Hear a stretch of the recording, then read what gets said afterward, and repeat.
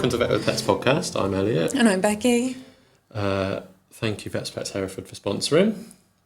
And yeah, what are we talking about today?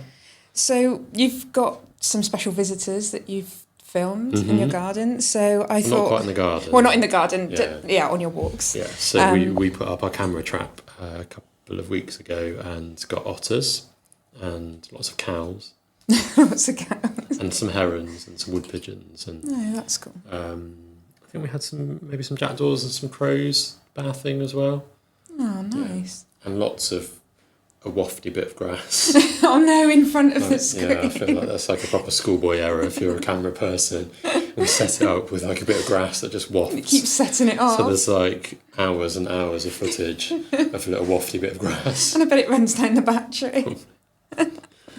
Wow. So I was going to just do otters, and then I thought, well, maybe we should look at why we like wildlife, but also why as humans that we like wildlife. And I should have realised this, but it's called biophilia because Tash, who works for us, has got an Instagram page called Biophiliac. And I knew it was wildlifey, but I didn't really know what it meant. And it means a love of living things or life, and that is like loving wildlife and nature, basically.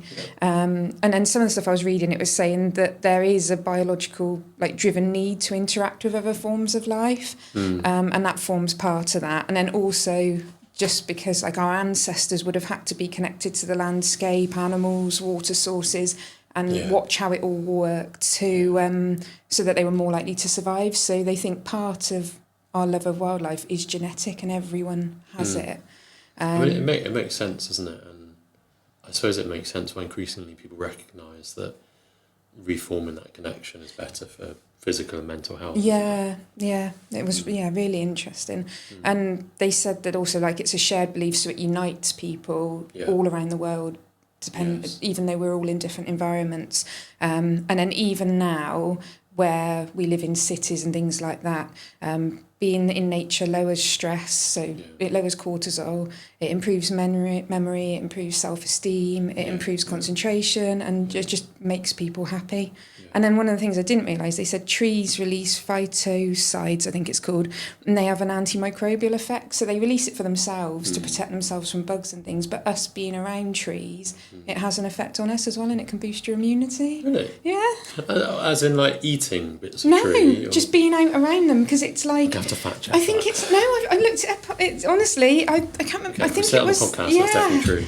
And it's like a pheromone, I think, that trees give out. Yeah, but I know that they'll produce certain compounds like that in response to caterpillar being eaten. attacks and things. I think that was in one of the David Attenborough series some time ago. And it can affect cattle and stuff, can't it? If in certain plants, if they There's have lots too of plants much out of there it. that have different toxins as well.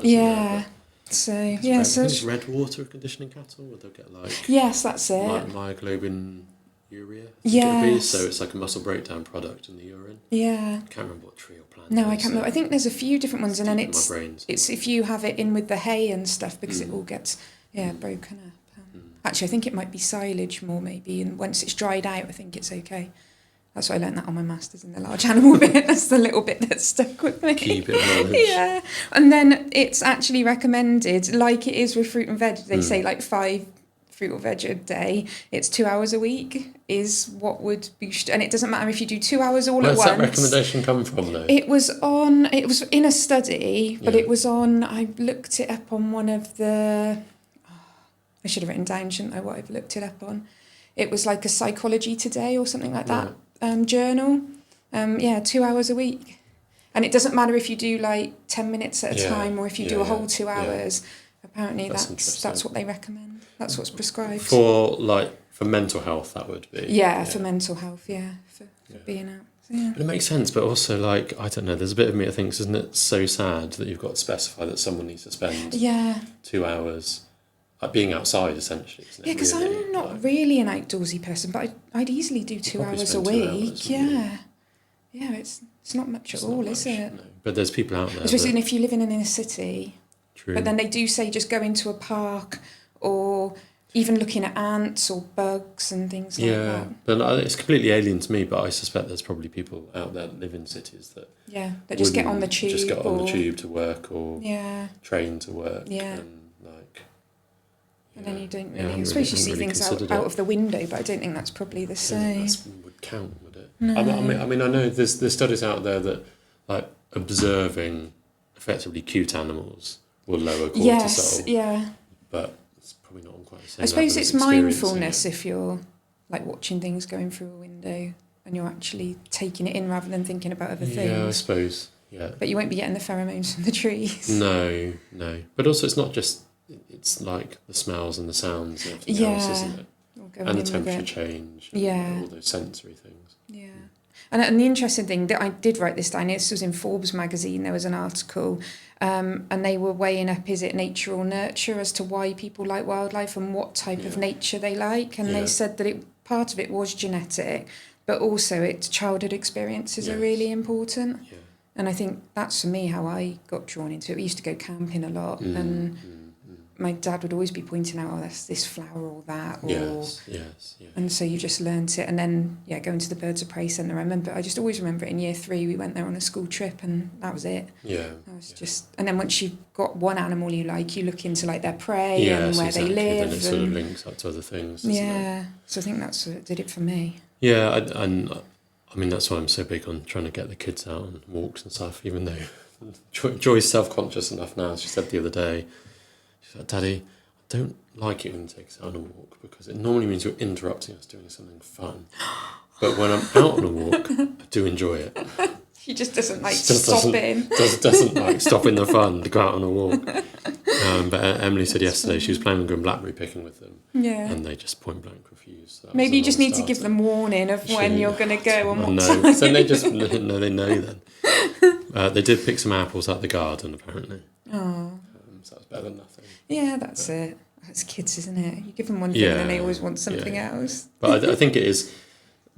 I don't know. When you're young and growing up, you imitate and you watch what's going on around you. So I think naturally, if you've got people around you that are interested in certain animals, then that'll rub off into. And I think you'll go back to it as well, even if when you're a teenager you have like a little break and don't think it's cool anymore. I think you do go back to there, it. Isn't there? Yeah, and it's the caring about it as well, I think.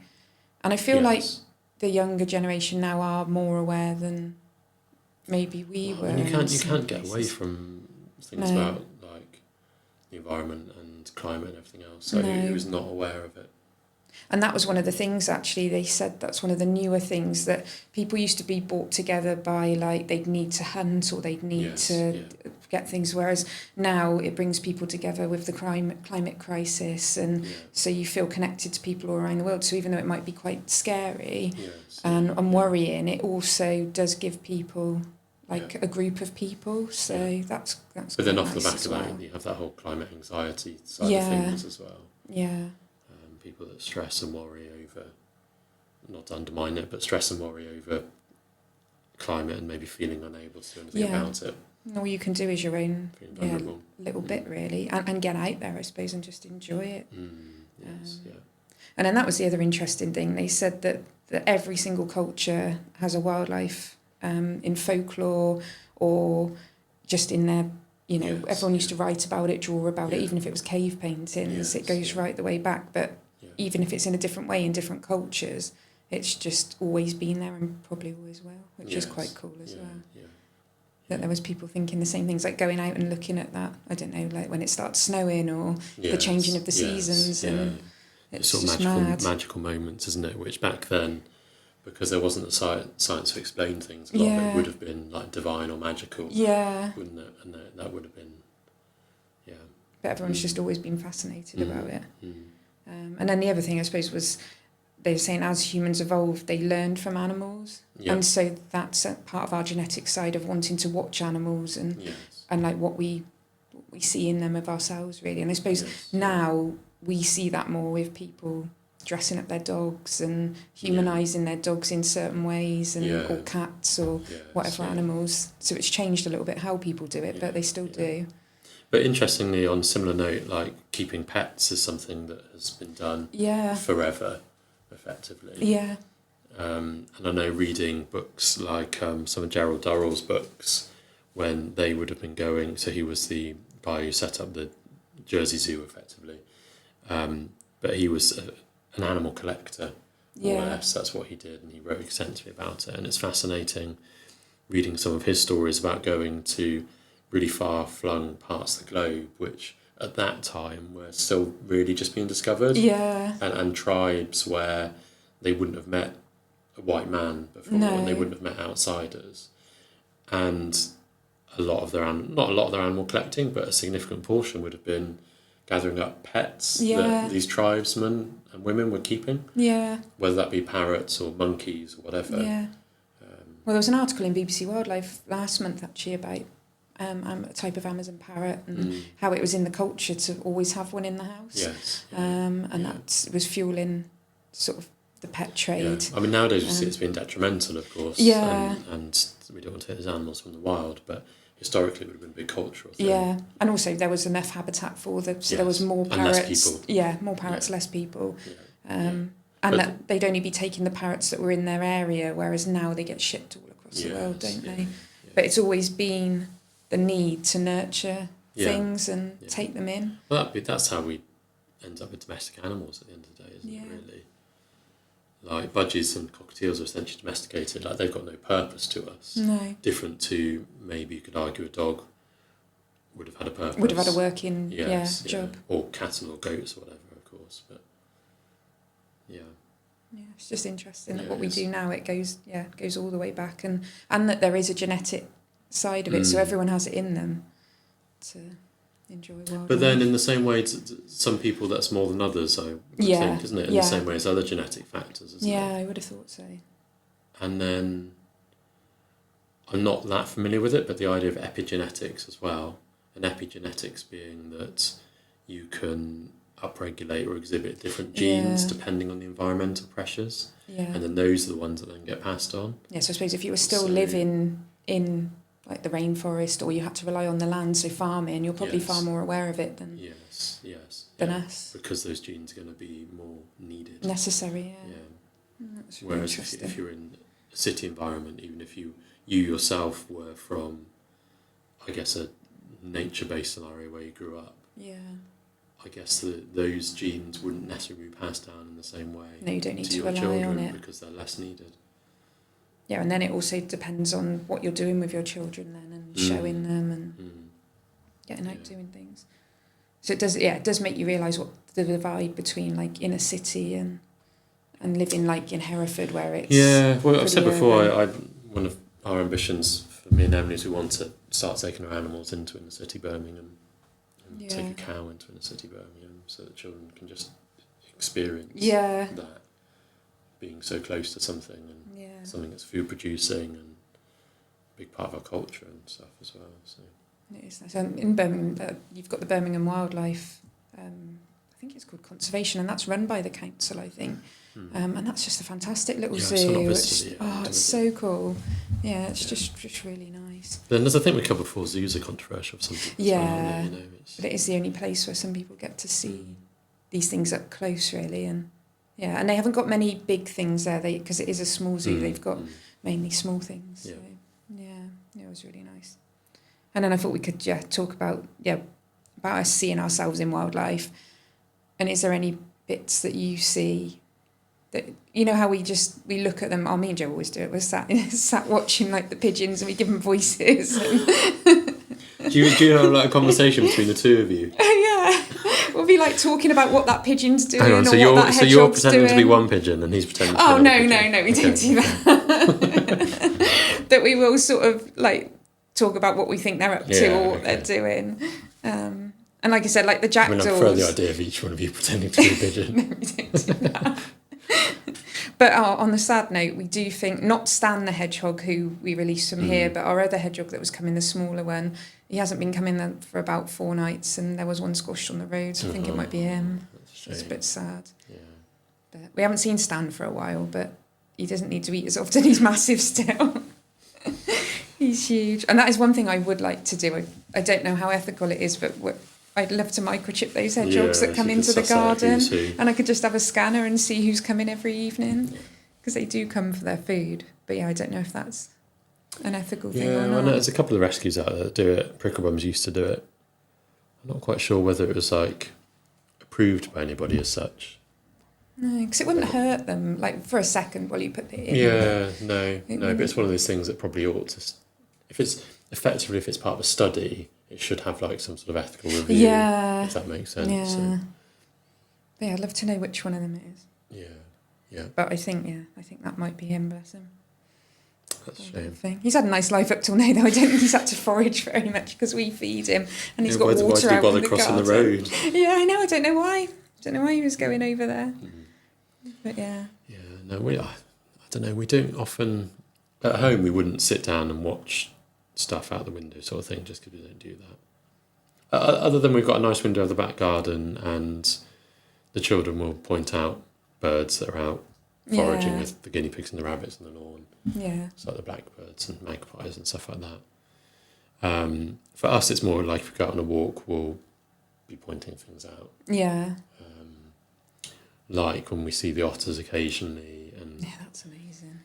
I guess we'll very frequently see herons. For me, an exciting thing this year is we've had lapwings that have been, I don't think they were successful breeding, but they were trying to breed locally. We found 2 pairs, actually. Yeah. It was the first time I've ever known. Yeah. So I think that's probably a reflection of the farming practices around us have changed slightly in recent years. So I'm also seeing hares in the last couple of years, Okay. which in my lifetime has been very, very rare, whereas now I'm cool. consistently seeing them. And I think people are more aware, and with the farming as well, I think. Yeah, well, I mean, there's various initiatives out there, and I think part of the changing practices is that there's areas that used to be grazed, which is not a bad thing, but used to be grazed, whereas now I think who used to graze them, the cattle are all kept indoors. So not so great for the cattle, but it means that then the pastures are not being cut until June, July time. And there's a few birds that are getting in there to breed. Yeah. I suspect some of them then do end up getting mown up, probably, because the grass is still cut a bit earlier, but don't know. And then the river, so for me, the local river, so it used to be managed and maintained. To be fair, maybe not even in my lifetime, or I can just about remember perhaps some stuff going on, but certainly in my adult life and teenage years, I can never remember anyone doing anything with the river. No. So now it's got to the stage where it's like completely clogged with fallen trees and it's not dredged or anything like that. So again, there's wildlife that have not benefited from that. So we never see swans anymore. No, never they any can't swans. move easily up and down. It's not enough open bodies of water, so no swans. And I suspect there's other species that are probably, it doesn't favour, but they're not as obvious as swans. But there's much more mandarin ducks, which are, of course, an invasive species. Yeah. But we see loads of those nowadays because of all the fallen tree cover. Okay. And then there's more flooding. Yeah. So, and whether that's a good thing or a bad thing, but there's more flooding because the river doesn't clear as quickly. Yeah. Which probably means there's less flooding downstream. Yeah, further down. In theory. Yeah. And then, I don't know, it still seems to be flooding pretty bad in Hereford and stuff, so I don't know how well that works. And it's just it's because we're getting a lot of rain at once, aren't we? And then really dry in between. Yeah, it's mad. Like, where I walk at the moment, we've had a little bit of rain now, but it's like savannah, it's so dry. Yeah. Whereas in the winter, for weeks at a time, that would be completely underwater. Flooded. But then it doesn't seem to have affected the otters. They seem to still No, be around. the otters seem to do really well. There's loads of crayfish. Oh, okay. And they're the American signal crayfish. Oh, so it's they're good an that invasive species. Yeah. But we'll find loads of remains of crayfish on the riverbanks. I think that's what they're eating. Yeah. And the bit of camera trap footage that we've got, you can see the otters going around in the shallow area, which is where the crayfish are. Yeah, because they're stuck, and so they're like exposed, I suppose. Well, no, I don't think they're that difficult for them to find. Oh, are they not? And I saw they're not sexually matured till they're 2 years old, I think, otters, and I think they stay with the family until like a year and a half or something. It's a long hang time. around quite a long time. Yeah. So that's... And I guess like under natural circumstances that hunting can be quite challenging. Yeah. But not if you've got loads of crayfish. Just sat around. And also in the brook at the bottom of the drive, they'll hunt for freshwater mussels as well. Oh, so we've got quite a lot of those. So they open those up with their claws? Or their teeth, I suppose they just crunch them. Yeah, they've got such sharp teeth. Yeah. And I presume, of course, they would hunt fish as well, but I think you've got loads of crayfish and mussels. Yeah, then they're just... And they'll take like birds' eggs and things and banks and stuff. And But no, and on the camera track we've had, there's definitely 2 individuals that we've seen on there. One looks like a big male. He looks massive and chubby. Yeah, he looks huge. And the other one is a smaller female one. I looked up their weight. I've got it here somewhere. Up to 9 kilos. Really? It's massive, isn't That's it? quite big, isn't it? So if you think Sarabi's like 5.5 kilos, Yeah. that's huge. Yeah. That'd be a 9 big dog kilos. otter, though. The females would Yeah, that big, yeah, no, but- the females aren't that big. Yeah. But yeah, it was really cool. Yes, it's really cool to have them around. But I've started compiling, I haven't written it down yet, but just mentally compiling a bucket list next year for the children. Yeah. Because we don't really like travelling, we don't intend going anywhere, but we're going to see if we can organise going and finding a badger set and watching the badgers come out. Oh, that would be and good. Maybe somewhere with fox cubs and watch I them. don't know if the place deer. at Gigrin Farm, when I used to go camping there when we were little, because we used to stay there a lot and watch the red kites, they had a camera system set up on the badger set, and you could sit inside this little shed and they'd have the TV on. I don't know if they still have it, but they put like peanuts out for them, and then you could just sit in the dry and Well, watch them. I It want was to drag amazing. them out in the wet in the Well, tent yeah. and hide and get them to stay quiet and wait But no, it was. and maybe it was fail cool. once or twice and then see them. Yeah, but no, that yeah. used to be good. Yeah. Yeah, I used to love going there, actually. Yeah, so stuff like that, and I might get in contact with Josh, the wildlife man, as well, and just see if we can get some wildlife experiences over in West Wales. Yeah, that would be perhaps, and nice. Go and see some stuff. So yeah, we'll see. That'd be cool.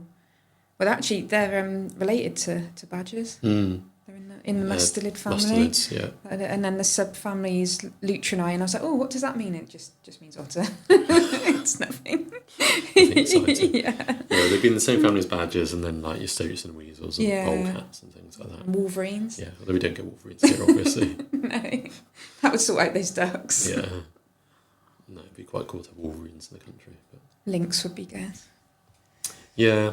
I'd quite like to go to Spain, and you can go to Spain now and see the lynx. Iberian Yeah, lynx, because there's so many more of them. Yeah. Yeah, although, I don't know, there's a bit of me that thinks they are just boring cats. Oh, A cat's a cat. They no, really are. they're not boring cats. think There they aren't are. any boring cats.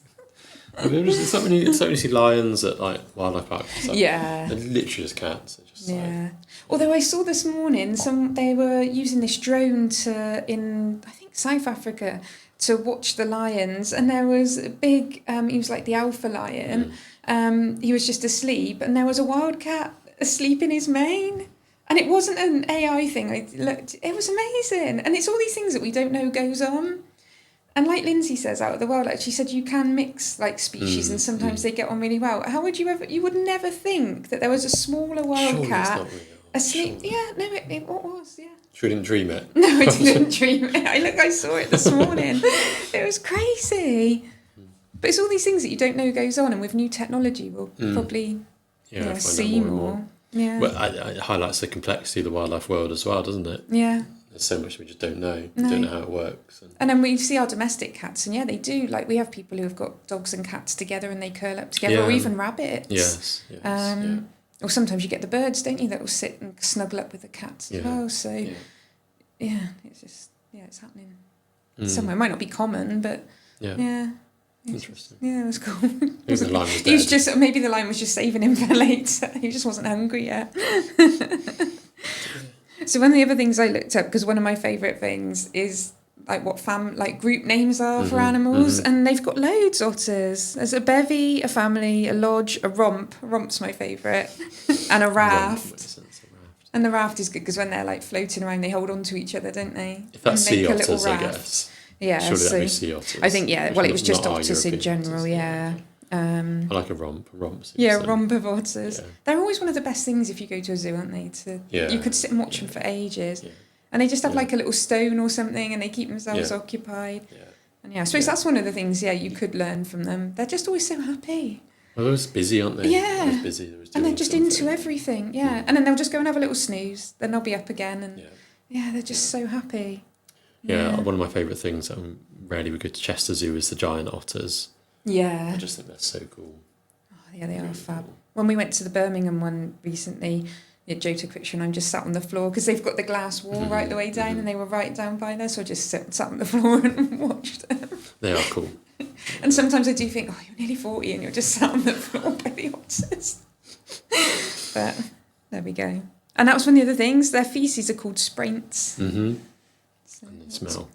Yeah, it said they can either smell like hay or they can smell like really like rotten fish. So I suppose it just depends on what they eat as to what it smells like. Yeah, and then often sort of toilet in specific areas where other otters are likely to pass. Oh, so like cats So down yeah, market. so if there's like a bit of bank that juts out or something like that, or maybe a small island in the middle of the river, something similar, or rock, then that'd be where I'd check for them, because that's often where they'll toilet. Oh, that's interesting. And scent mark, so that when other otters come through. Yeah. Do they all do that, or is it just like the male ones? No, I believe they all do that. Oh, yeah, that's cool. Yeah. And I suppose if there's quite a lot of them, because I remember when we went to Singapore, that was so we did see some otters, but the place we went, the park that's meant to have like loads of otters, we got there on the I think on the tram or the metro, and we were walking that park. So they said to go in the evening, so we were walking from probably 2 PM till 9 o'clock at night, and we didn't see any otters. On my feet, I had blisters. And then when we went to go back, we walked right to the end of the park where there was meant to be a tube station, and it was closed. So we had to walk all the way back to the other one, and I was so grumpy. And it was because you've seen it on like the David Attenborough things. It's that park where there's otters just everywhere, and none that day. Obviously got the memo that you were going to visit. Oh, it was a nightmare. I was so upset. I was so disappointed. But those they have little territories, and they'll fight each other off, and they'll quite often like move each other around. Yeah, I think they are quite territorial, and I think our like Eurasian otter, the females will have a territory, and then the males will have a wider territory which spans several females, I believe. So I don't think they move around in such big groups here, though, do they? No, they're not. So those Asian ones are. Yeah, so they're Asian short-clawed otters, and they're really social, and they'll live in quite big family groups. The same as the giant river otters in South America, so they'll live in family groups as well. Whereas ours don't. I wonder if that's just a reflection of prey. I don't know, availability, maybe the size of water sources are not as big. Yeah. I don't know. But then again, like I say, we had that family of 4 near us, and they were essentially adult size, and they were all still very much together. Which makes you wonder where those 3 will go then, doesn't it? Like where do they get displaced to? Yeah. Because you think locally around us, all the habitat would be taken up. Yeah. But they will travel quite distance overland as well, if they need to. Yeah, I saw that actually, because it said that the threats for them, one of the big things was road traffic accidents, and so a lot of places are starting to put tunnels in underneath the roads, and obviously that will help toads, frogs, everything else really as well. And then it was habitat destruction, persecution, fishing nets if they're near the sea, because I think up in Scotland and things they will be in like estuaries. Well certainly, is it Orkney or Shetland Islands? I can't remember. That's got like the densest population of European otters. And I suppose they haven't got as much fresh water there. No. They're often more easy to see as well, because their hunting habits will rely on the tide rather than daytime, nighttime. Yeah. So like for us locally around here, because they've been so heavily persecuted, not currently, but in years gone by, they're very wary of people, dogs, etc. Yeah. So they only come out at night, pretty much. Okay. Although, as I say, we've got that good footage of the family that we saw that were very much out in mid-morning hunting. Yeah, and they said dawn was one of the. So I suppose it's where they live and what threats there are. Yeah, they're really interesting. So I'm reading a book on skoma at the moment, and this isn't about otters, but it's about seals, and the behaviour of seals and how that's changed in the last probably 40 years now, where it was a case that on their breeding beaches, if they're up out of the sea, and then people appear on the cliff tops and look at them, then they'll go straight back into the sea because they're scared. Whereas nowadays, they'll completely ignore people. And the behaviour of the pups has changed in that time frame as well. Because they learn from the parents, I suppose. Yeah, so it used to be, Jeff, I get this right around, I think it used to be that the pups would just stay in one place and they wouldn't move, and that's just where they were. Whereas now what they find is the pups move around, and they'll go down to the water's edge and back up as the tide goes in and out, and they're much more active.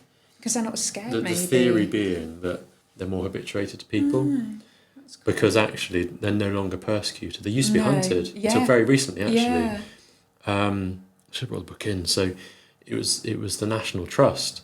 There was, I can't remember how many hundreds of seals on some of their lands and islands that they hunted. And well, not hunted, but that they culled. Yes. Because it was thought to be a good thing. Yeah. To help fish stocks and stuff like that. And sometimes they'll do that as well, because if there's like, it's traditional in like the culture, they say, oh, you can have so many. Because I'm reading with the turtle stuff in Costa Rica as well, they're allowed to take a certain number of eggs from like the first lot of turtles that come ashore, because those are the eggs and the turtles that are least likely to hatch anyway. And so they let them take so many of those, and then in return, then they're not allowed to touch any of the others come in. So it's compromise, isn't it? Yeah. But yeah, it's interesting. So with those things, with the seals, if they're not being persecuted and they're slowly then losing their fear of people, because they've got no reason to be afraid of people. No. Whether the same thing gradually happens with otters, they're no longer persecuted. But they don't have to. That'd be nice, wouldn't it? Then you could see them more, and I suppose then they've got more times a day they can hunt then as well and be out if they're not so worried. Because I guess like in centuries gone by, they wouldn't have had such need to be nocturnal only. No. Like in terms of natural predators, I guess once upon a time maybe wolves and stuff like that. No. But if they're in the water, they've probably not got. Then that it probably much would to have be been afraid people of. for their coat, maybe. Yes, I think it would be a lot to try and catch an otter rather than other things that you could get fur from. Yeah, I would have thought. But then it used to be, and then it was sport, wasn't it? Like otter hounds and Tarka the otter and all those sort of stories, and hunting them for sport. And they said now still around fisheries and anything like that, then they still are illegally killed. Yeah, illegally, not legally. No, illegally. Yeah.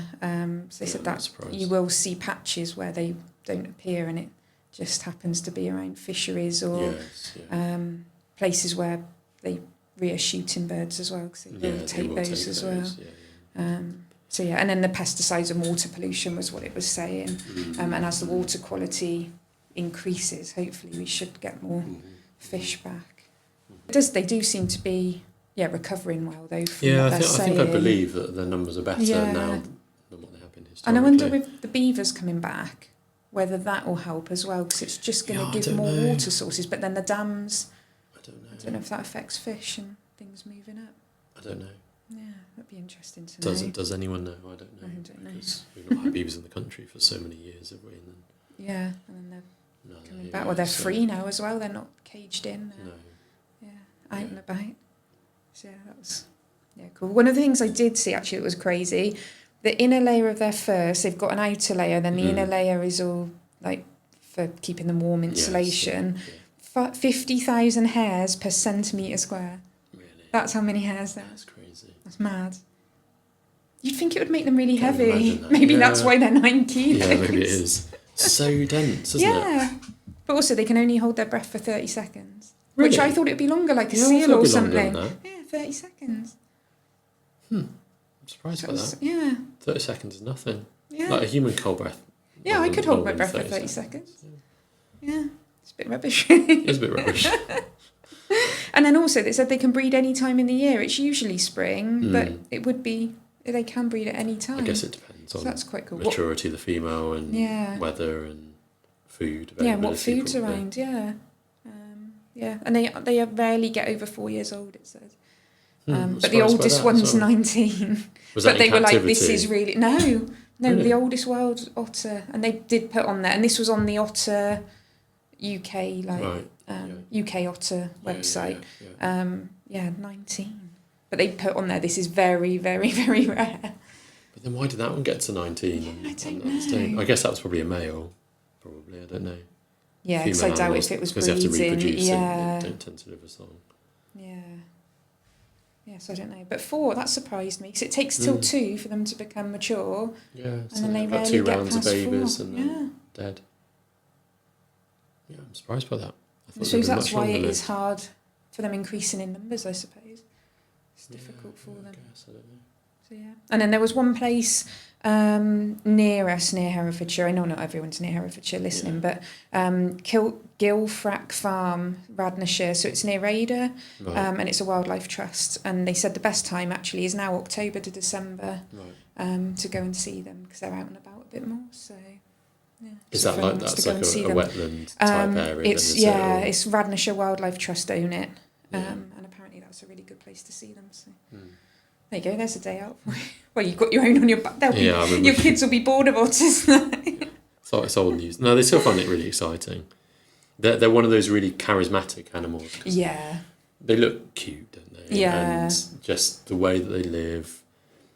The fact that for us, like, we'll be paddling in the river, and of course you don't see them, but you know that they're there. They're there, yeah. Yeah, and they could be watching you, sort of thing.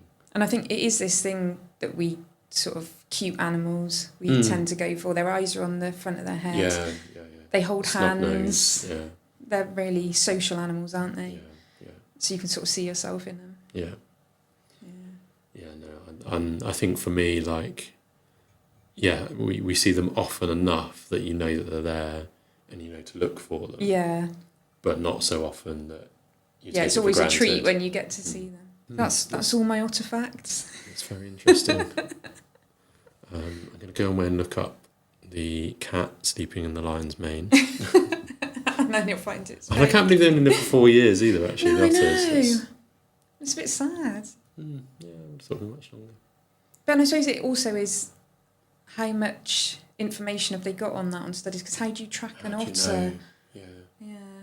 Yeah, like the ones that's in my local river, like, how would you possibly know how old they are? Yeah.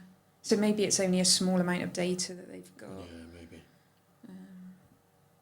And it probably is very different depending on where you are. As Yeah, well, I would have thought so. Yeah, Yeah. on how many roads there are around, if there's fisheries, all And those maybe where things. they're rivers or coastal. Like, I would perceive that the otters living near me would have a really easy life compared to the coastal otters up in Shetland or whatever. No, especially when the weather's so cold in the winter and things. Yeah, exactly. So, it'd be interesting to see where those studies come from. Because I don't think they hibernate or anything, do they? No, you've got to remain active. Yeah, that's got to be hard work up there in those Yeah, islands, and the sea's cold. And Yes, yeah. So maybe that's where the studies come from. That's interesting. Yeah, very interesting. I've not yet had to treat an otter, though. That's No, I was one thinking thing that. We haven't had one, have we? No. So if anyone out there finds an injured otter, then well up for that.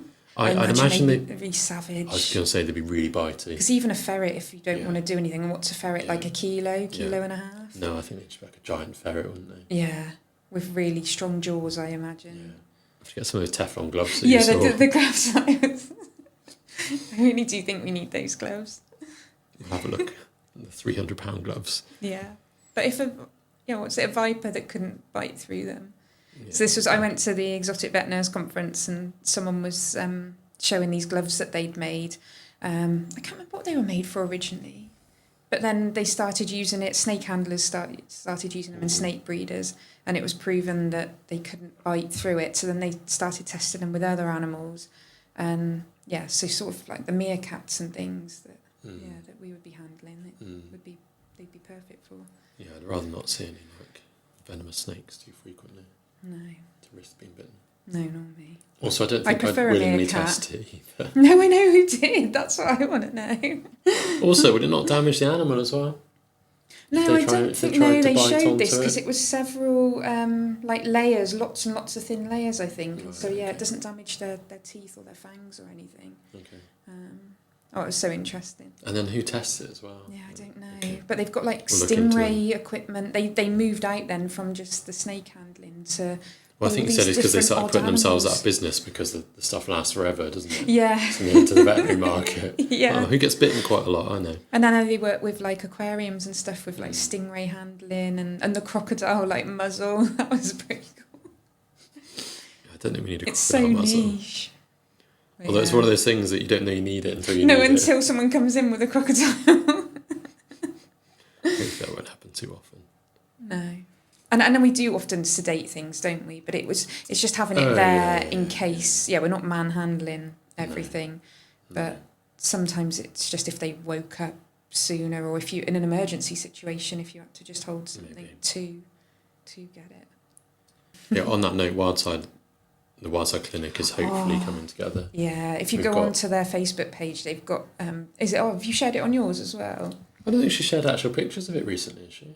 I thought she did. Some on there? I thought she'd done a little like tour. No, I don't. Or maybe that was what you just put on. It. I put something on our WhatsApp. Oh, maybe it was that. Oh, it looks amazing. Yeah, it's pretty good. So much bigger than I thought it was going to be. Yeah, hopefully we've got a date to get the X-ray installed.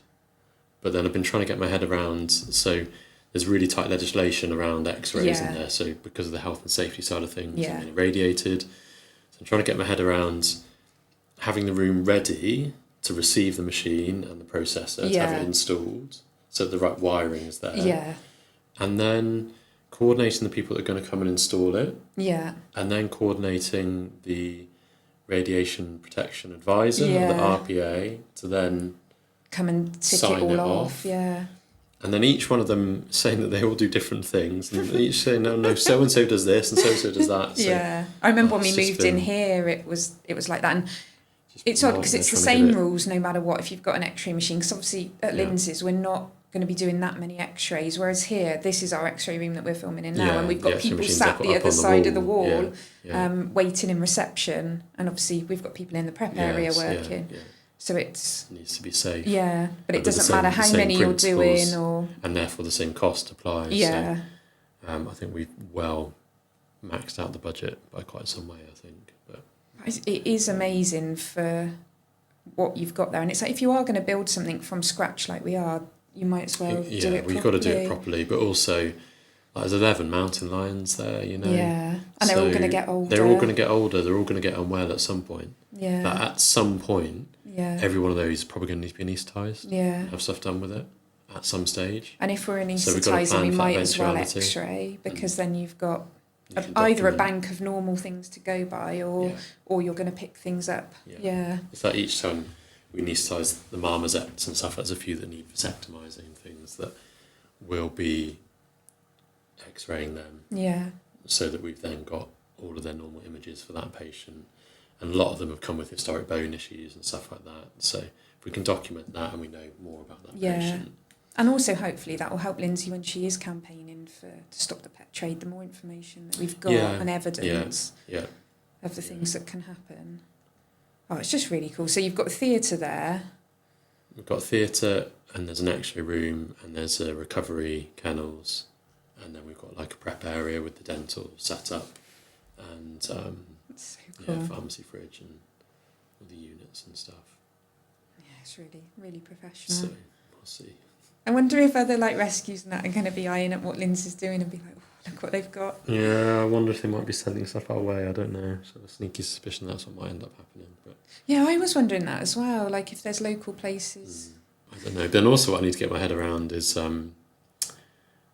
if we need to X-ray in enclosures and that sort of thing as well. Yeah. Because that's completely new to me, and working out how that's going to work. I suppose that would be like equine radiography then. Yeah, which the machine should be able to do it. I currently wouldn't be able to do it, but I need to figure out how. Yeah, we can learn how to do it. So there's all sorts of stuff like that, which... Yes. You need to have like a list of questions, because you're going to the Zoo Vet conference, aren't you? In November. Yes, I booked that yesterday actually. Yeah.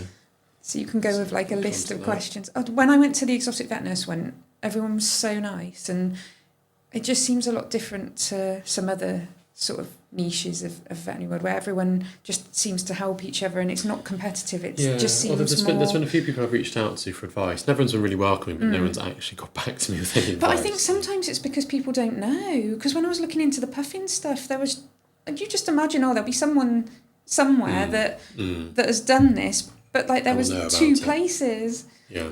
And so I think sometimes it is that the knowledge just isn't there. This is true. It was when I was looking up the spider monkey diets as well. Yeah. There was very little. Oh, do you know what I keep meaning to do actually? I might just chat GPT this. Is for each of the animals there, I want to find out what their favourite treats will be. Because for a lot of them, like the spider monkeys and the gibbons and things like that. Or for doing their training. But also ultimately, even if the guys are getting them really good at presenting to have blood samples taken. So Lindsay, the team, are starting to get them used to, of their own free will, this is the larger monkeys offering their arms in the same way as we'd have a blood sample taken to have their bloods done. But then it's going to need me to do it at some stage. Yeah. So it's all very well if they got them trained and they're great and they're presenting. But they need to get used to you. But then I rock up and they're like, well, no, who is this random guy? Yeah. I might very quickly become the negative person in their life that they know that when I'm there, bad stuff happens. So You need to go with treats. I don't think Lindsay would approve of that. I've not put this past her yet. But I'm just going to have a pocket of treats for different animals. Yeah. And every time I'm there, I'm just going to do a little walk round. Yeah. And be like, here you go. Yeah. And maybe for forgetting them to put their hand into the...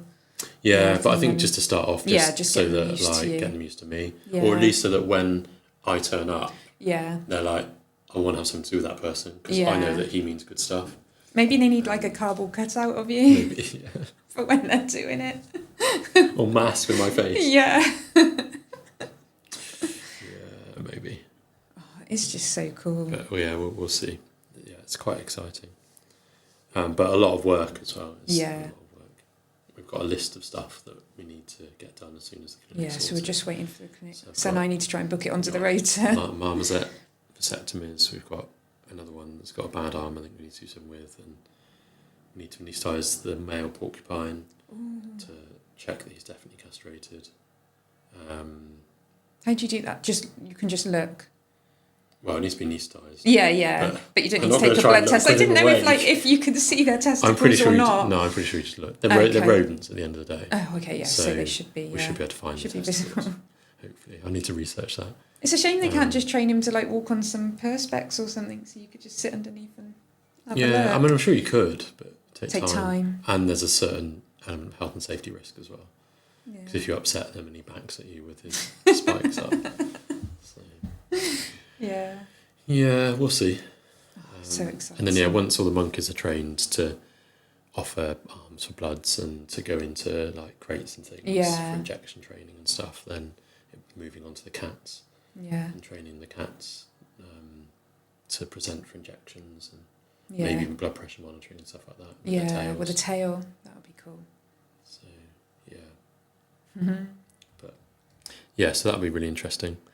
And the thing's also progressing with the British Wildlife Cooperative. Yes. I've had a couple of people reach out and actually offer assistance, so thank you to those people. Oh, that's nice. I need to talk to your Joe as well. Yeah. But Tash and I sent out a questionnaire. Well, Tash and I. Tash, have you had quite a lot of... Yeah, we've had a number of responses. Good. Yeah, we have, Probably I think Tash had 7 or 8 vet practices and similar number of wildlife people. Oh, brilliant. Most being quite positive. Yeah. Well, I think all bar one being quite positive, so that's really good. So we're at the stage now where I need to get my head around whether we go community interest company or whether we go charity, and then it's a case of working out then funding. So I sort of need to make that decision of CIC versus charity. Yeah, because then you know what funding you might then we can have apply available. for funding. And there's a part of funding available with the Hereford Council at the moment, I think, which would be relevant to us. Oh, that's cool. So I think I sent Tash a link the other day as well for another one there was a pot available for community things and with environmental stuff. So so we just need to work out how it's going to work with. So the idea, I think we've explained it briefly before. I think we did having last a wildlife 999, so having a manned phone number, so there's always someone to ring that then links up to a network of rehabbers, transport people, bigger wildlife centres, and importantly knowledge amongst all of that. Yeah, and also so we can just give advice, say it was out of hours and all the vets are closed. Yeah. We can just give out of hours advice to get them through to the morning. Triage advice. Yeah. Because for a lot of people it's sort of like, I don't know, distasteful that they might have to put that pigeon in a box and it might have to wait till morning, but actually a lot of time in the circumstances that probably is the best thing. Yeah, and it's so much better than it being just left outside. Exactly. Exactly. So it's a huge project that we're taking on. But it could make a massive difference. Yeah, we just need to find a team of people, really. It's the thing, and then train that team of people and have the time to manage it and maintain it. And I really think Hereford is the place to start it. There's a lot of people here that care about wildlife. So many passionate people. Yeah. Yeah, so many passionate people. Yeah, I've got a variety of people I need to reach out to and send the questionnaire and stuff, actually. Yeah, so that's been an ongoing project, so it's Wildside, and we're progressing with the mortgage on our house. We've not yet had the mortgage go-ahead yet, or whatever it's called, the formal offered. one. So hopefully I've sent off everything they need. So I keep sending stuff, and then I think we've got then everything they want they need, something and they want else. something more, and then so hopefully this week will be the week that we hear back. if we've got the mortgage. Yeah. And then we'll be going through all the solicitor stuff then. It is all just paperwork and then waiting for people to get back to you. Yeah, it's really frustrating. It is. It moves too slowly for me. Yeah, and that you can't do anything about it. No. You've just got to let them get on with Yeah, it. it's really annoying. And I don't know what they're judging us on and what criteria and stuff. No. Yeah. And it's hard because we're trying to see ourselves in the house so that we can get prepared and ready and stuff. But then it might not happen. Yeah. So. Oh, it's horrible moving house. Yeah. No, I'm quite looking forward to it. It'll be really positive, but it's exciting, but it's just the process. For people that like to plan and know where you are and I like to rely plan, on but other people. also I don't mind the chaos of it. Yeah. I like the thought of moving. Yeah. I like the thought of having to set stuff up and. It'll be so exciting setting up all the enclosures. Yeah. Yeah, it will. Although it's going to be a case of get things how we want and then have we got the money to do that. Yeah, doing a bit at a time. It's always like that though when you move and probably somewhere. moving things bit by bit. Yeah. But then is it a case of we prioritise getting everybody moved and then sort of the enclosures, or do we just get the enclosures exactly how we want them? Yeah, one at a time. Yeah. As we go. So it's hard. We'll see. And Emily's adamant that she doesn't want the geese, but it's coming with the property. I think we'll have the geese. So we'll see. You need to make an enclosure so that Emily can walk around without coming into contact with the geese. Yeah, I do. And Jack as well. Well, the geese can live with Jack then. Yeah, they could do, to be fair. We could have It's like that thing of how do you get the certain animals across the river, which ones are going to go with which things. Yeah, maybe we'll have a goose and Jack enclosure. The Angry Birds enclosure. Yeah, the Angry Birds enclosure. Chicky can go in there at certain times of the year as well. It's only me that goes in there. No one else can go in. Yeah, maybe that will be the case. Yeah, I hadn't really thought about combining the geese with Jack.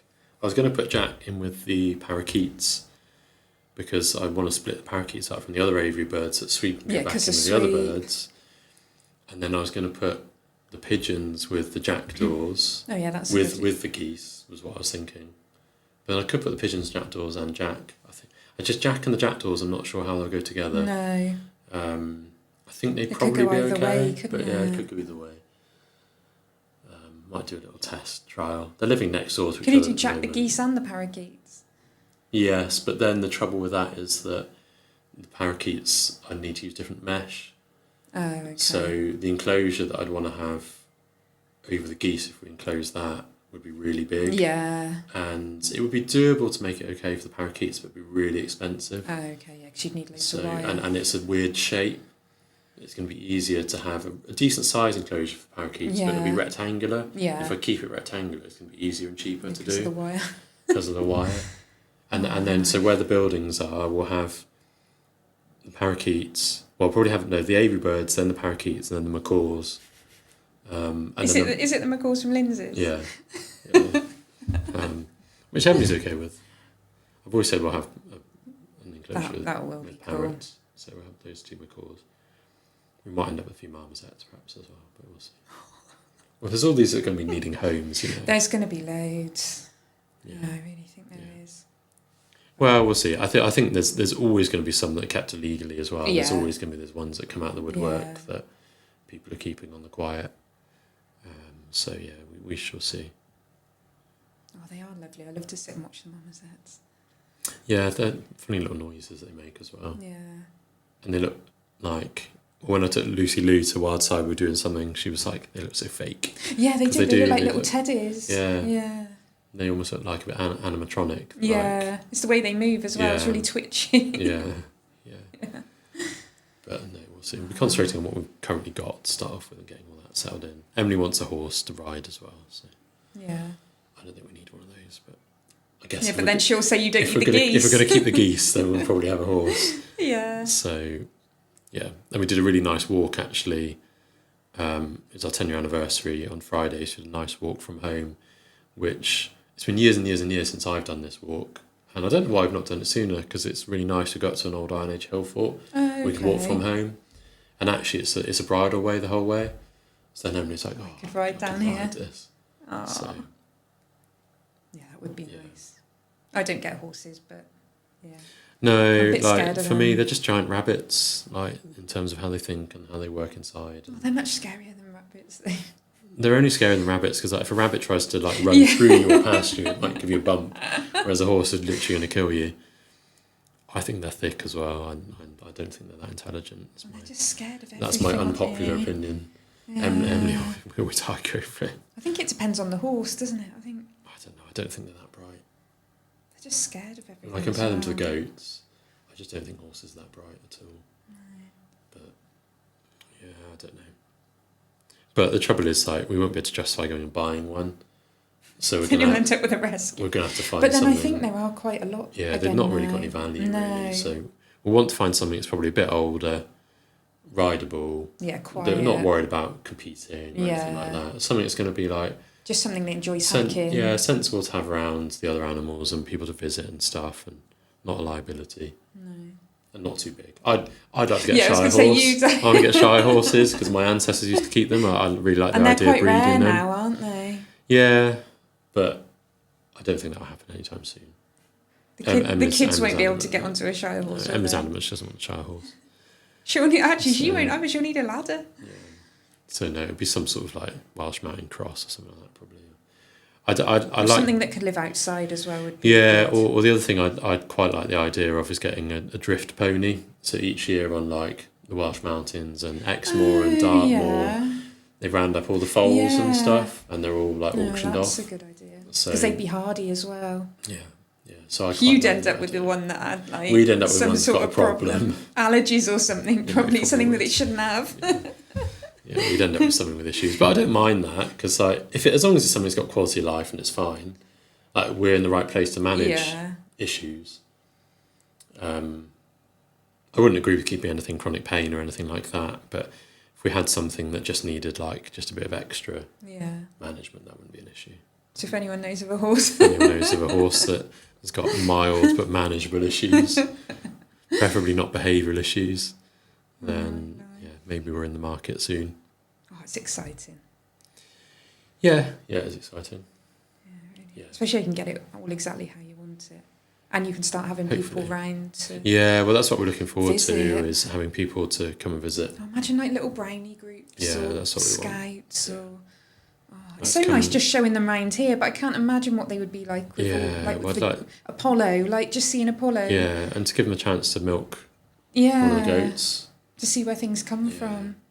or hopefully if we have a house cow, to milk a cow as well, Yeah. like That would be really cool. and to just show that this is where cheese comes from, Where it comes and, from. like yogurt and stuff, and yes, yeah, I think it could be quite exciting. Well, it wouldn't have happened like this morning. We went to make a cup of tea and our milk was hard. We'd have a Grim. constant supply Oh, for our tea here. I mean, I could bring in goat's milk every day, but I don't think people would.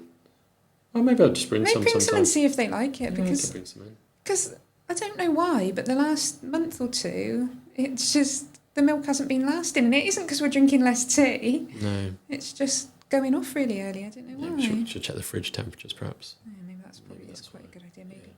Yeah. Gosh, Yeah, I could bring in fresh goat's milk every day. I'd like that. We pasteurise it if we're using it in the house. So, Yeah. Well, Dad was. It was the first day back at school for Will, my nephew, but Sam's homeschooled, and his first day was with my dad, and they made an apple press between them out of a plastic bucket, some Yeah. wood, and a clamp. And I went round there to do something, and they were putting apples pressing in and apples. pressing apples. Yeah. So And that's drinking the really juice? Cool. Yeah, and Was drinking your the dad juice. making cider? No, I'd it imagine. was. I think they were. He was going to try, I think, but then not as much juice had come off Yeah, as you they need quite a thought lot, would yeah. come off. So yeah, so that's what they were doing. And I was saying to him, "Is he going to pasteurise it?" But he said, "I don't think we've got enough. We're just going to drink it quite quickly." I think. Yeah, I think you just drink it straight away, you'd be all right. That's what so in the morning when I milk Esther, I just have the milk straight away, Yeah, and then we pasteurise it if we give it to the children and stuff. yeah, Just to be careful. Yeah. Yeah. I wouldn't have a big problem with them drinking the milk. They come across far more bacteria and stuff day to day. yeah, Just so that we know that we're safe. yeah. Not like in America where they're all getting bird flu from the Mm. unpasteurised dairy milk. Yeah, although there's a market in the UK actually, it's increasing for unpasteurised milk Yeah, it's a big. because it's becoming. big Well, I thing. think it's part of people being more connected to nature, more connected to Yeah. actually base unmodified foodstuffs. Yeah. And and part of that is things like unpasteurised milk. It's that balance between science and nature, though, isn't it? Yeah. But yeah, I think there's a lot of claimed health benefits which are probably just completely unfounded. Yeah, but I don't think so. And I think also a lot of products in America are very different to ours. So they'll have a lot of milk that's, I don't know, we get, there's some people that make it here in there, it's extra filtered and has got all extra stuff rather than just being purely pasteurised. It's got a lot of other... Yeah. I think they use a lot more antibiotics there than we do in our animals here as well. Yeah, I don't know. I wouldn't want to over-speculate too much, but yes, I think it's probably true. What I've heard. But then it does taste different as well. If you pasteurize the milk, it tastes different. Does it? The goat's milk certainly tastes nicer unpasteurized. In what way? Like less creamy? No, it sort of tastes sweeter, a bit more richer. What, before? Before pasteurising it. I suppose compared to when it's pasteurised. Some of the sugars. Yeah, I don't know. But then you think of it as pasteurised, it's not cooked, but it's heated. Yeah. So normally that means the things are broken down to be more readily accessible, but maybe that does break down some of the taste, perhaps, I don't know. That's interesting. But yeah, so I've sort of started thinking, because potentially we might have 4 goats in milk next year. Oh yeah. And then if we get a cow as well, to do with it. we could have so potentially we might get a couple of pigs to give it to. Okay. Can you do that? I think so. Okay. I haven't fully checked. Because I know they were questioning because pigs myself. used to be fed like everything, didn't they? And then you can't give them anything from the home, so you can't give them human so it's food like waste or chickens anything where like it that. can't have come through the house, but no. if the goat milk goes straight from the goat. Okay. I think if it's literally from pen to pen, essentially. I don't know, I actually have to check that. Okay. But yes, I was toying with the idea of looking into how we can sell the milk. Yeah. And actually if that would be viable and if we've got time to do that. Because I really like the idea of milking them, but also can't stand the idea of waste. No. And if you're spending all that time milking them, like... Or we could, there's a local cheese place. I'm going to approach them. Oh, okay. And see if they would have a need for the milk. For the milk to make cheese. Oh, that's good. Then they could just give you some cheese back. Yeah. Because if it's local and rare breed and all that sort of thing. Yeah. So. That's cool. Yeah. Got all these projects on the go. All these projects, yeah. Anyway, I think we better wrap up that. Yeah. I haven't talked about our own animals, but safe to say my own animals are causing me trouble because none of the goats are doing what I want them to do. Mine are all... They're all about to come into season because of that time of year. None of them are where they need to be, so we'll figure that out as and when it happens. Well, so you'll be updating that on your Facebook and Instagram, aren't you, as well? On that. I think it's going to be slightly fraught this year. And I have committed to have some other goats to come and stay for studs, but then it's whether they're going to like them or not. We might be moving house, and so... And actually, so... I'm sure it'll all work. Sure it'll work out fine. And mine were all right. Apart from Sarabi, we did some swabs of her eye and her nose because she was still a bit snotty. And she's got Pasteurella infection, so she's on her antibiotics. We've stopped her eye drops now because she was on those for 2 weeks. And I thought the oral antibiotics will then take over. So she's been 4 or 5 days on them, so wait and see. Yeah, Sweep's back on antibiotics and anti-inflammatories now because he wasn't doing very well. And I've taken a nebuliser home and started nebulizing him with some F10, like a topical disinfectant for his airways. We might have more baby guinea pigs on the horizon. We've had an order for more babies. Oh, yes, I heard. Kate. Heard about that. Yeah. So we're just sussing out who's going to be an appropriate boyfriend for who. I don't think Kate listens to this, but she sent some photos of her boy, and Emily said he's really ugly. Oh, I didn't see a picture of him. He's too ratty. We'll put a picture on the YouTube. So he looks too ratty. He's not handsome enough. Him. So we're going to probably try dear old Uncle Pepper, who was our geriatric boy with Rose. With Rose, and see if he can manage to do the job. And that means Kate's guinea pig will be getting muted then. Yeah. Because he's not handsome enough. He's not handsome enough. So how rude. He'll be having his balls off.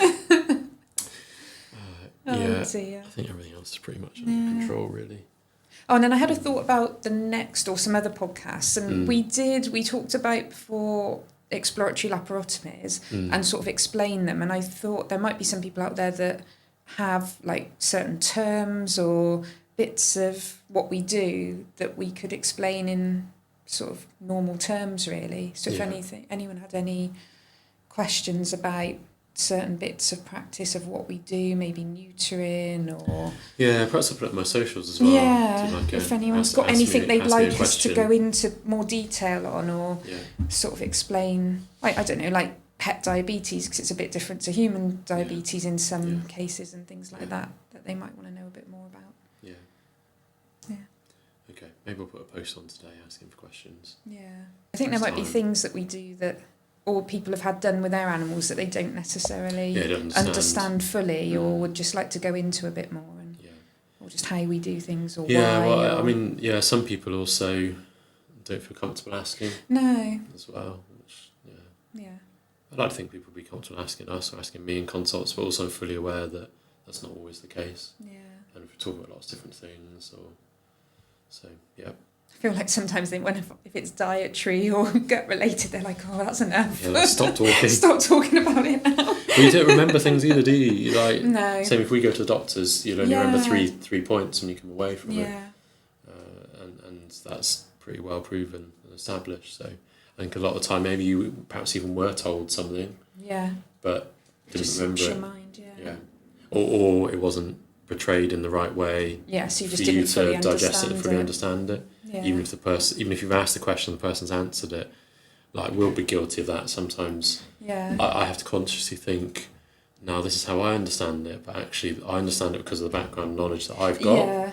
How do I explain it in a way that someone else will get it? Or sometimes we just take things for granted, don't we? Because we're so used, we can say the same thing if it's, say, a flea life cycle or something several times in a day. So you've got to be careful not to just skirt over it as well and think that people understand when they don't. Or any, like, new vets that come to the practice, like, I'll have the chat with everyone at some stage to, like, banish the word obviously from their vocabulary, because nothing's ever obvious. No. And it can be quite demeaning. And understand, like, never say you understand anything, because you can never understand completely what someone else is thinking. And I always say to clients, because they're always like, oh, I've got a stupid question. I'm like, there isn't a stupid question. No, there's really not. There's just not.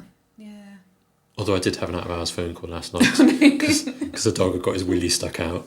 Oh, no. I have a few of those every year. I like those phone calls. Like, it's been out for lovely people. It's been out for about 1/4 hour or so. I'm really worried about it. The skin's curled in, his willy's stuck out. It's like, how is he doing? Like, he's not bothered at all. He looks like he wants to go and have a nap. I was like, okay, just give him a bit of time. We'll probably go back in. Go back in. Or you can get some lubricant out. So now I have to describe lubricating the dog's penis. And is Emily giggling, or is she she's used to it now? No, she was. Where was she? Oh, she was setting up the lap. We're about to watch something, I think, last night. Oh, so she's more she was out. She'd gone outside. I didn't feel very well last night. I was feeling really nauseous. I think just my ongoing stomach issues. Yeah. And so she'd gone outside to do the evening pets. She'd come in a rage because Florence, one of the guinea pigs, had gotten into the wrong bit of the garden. Oh, no. When the children had been out there earlier on. And so Florence was waiting by the shed door because she knew that she wanted to go back inside. Yeah. Every time Emily went near, she'd run off under the trees. So Emily come in a rage because she'd be doing this toing and froing. Yeah. And each time Florence would run off when she got near. And so she came in a rage, and I was like, well, look, I can go out and fix it, but you're currently being outsmarted by a guinea pig. I can go out and fix it, but you can probably go and, like, try and figure out a way of doing it. So that made it even more rageful. I can imagine. But then she went back outside, came back in 2 minutes later, because she went out, figured out if she took the bit of wood off the duck's run that they go at night time and just put it in a certain place, Florence couldn't go and hide. She could open the door, Florence would go in the shed. It took her like 2 minutes. So we had a bit of a giggle about it afterwards. But yes, in that time, I then took the phone call about the dog with his penis stuck out. So, you just never know what you're going to get. No. I think Alice will have a joke at editing that bit. Maybe we should talk about that, what to do. Yeah, maybe we should. If the dog gets its willy stuck out. Honestly, I probably get 3 or 4 phone calls a year out of hours about that. Oh my God.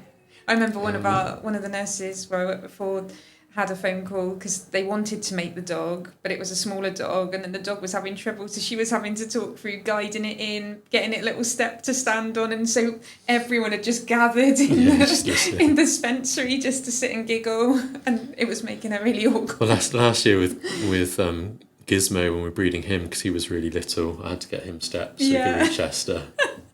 And this is tiny Maverick, actually, so I think he's probably new since the last podcast.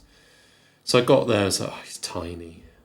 He's like, he weighs 18 kilos. Oh, gosh. And the girls weigh 65 to 75 kilos. Oh, my God. So not quite sure how it's going to go. Bless him. Anyway, so actually, although I was going to breed in one of the other girls, we changed plans. He's going to be bred with Daffodil, the kid. Oh, because yeah. at least with a step, we'll be able to reach her. She's a bit smaller. So, yeah. Bless him. He's Maverick. He can do anything. I don't know. I've seen him since this happened. Actually, he got himself hooked on his door on the shed. What is? So the door's horns? got his mouth. So the door's got like a latch bolt. Yeah. And the latch's got like a little hook on it. Yeah. As they do, just where you move Was it. he trying to open it? So I don't know what he was trying to do. It was goats for you. Emily heard him screaming, and he screams all the time anyway. He's so vocal. He's got the ugliest voice. I don't know if it's hereditary. He sounds ugly. Like all the rest of our goats, you can tell who's who, and they're all quite pleasant. He sounds really ugly. Anyway, so she heard him screaming, didn't think anything of it. Went up there about an hour later, and he was hung like by his cheek. Oh no! His back feet were on the floor. Yeah. His front feet, he had them up on the door. Yeah, so he it wasn't like cutting. hung. No, he was just stuck. Yeah, he was stuck, and his face was swollen up. And he doesn't seem bothered by it. Now it's all broken out. It's all like pussy and stuff. And he's on anti-inflammatories and a bit of paracetamol. They just get into everything, don't they? Yeah. But he's fine, and he will be fine. Yeah. There's no long-term damage. He's going to have a scar on his face, but stupid goat.